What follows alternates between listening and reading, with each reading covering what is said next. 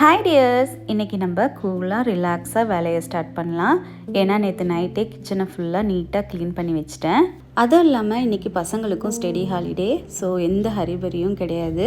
என்னோட பசங்க எந்த ஸ்கூலில் படிக்கிறாங்கன்னு கேட்டிருந்தீங்க. நோட்ரிடம் ஸ்கூலில் தான் படிக்கிறாங்க. அங்கே சேர்த்தும் போதே சொல்லிட்டாங்க லஞ்சு ஸ்கூலில் கொடுக்கறது தான் சாப்பிட்ணும் அப்படின்ட்டு. ஃபீஸோடவே ஃபுட்டுக்கும் பே பண்ணிடணும். நான்வெஜ் கிடையாது, ஃபுல்லாக வெஜ் மீல் தான். ஆனால் ரொம்ப ஹெல்த்தியாக போடுவாங்க. நமக்கு டெய்லியுமே மெசேஜில் என்ன ஃபுட்டு லஞ்சுக்கும் பிரஞ்சுக்கும் கொடுக்குறாங்க அப்படின்றது மெனுவோடு கொடுத்துருவாங்க. ஸோ இன்றைக்கி நம்ம வீட்டில் என்ன லஞ்ச் அண்ட் பிரேக்ஃபாஸ்ட் பண்ணியிருந்தேன் அப்படின்றத பார்த்தலாம். காலையில் பிரேக்ஃபாஸ்ட்டுக்கு இட்லி, தக்காளி சட்னி, தேங்காய் சட்னி போட்டிருந்தேன்.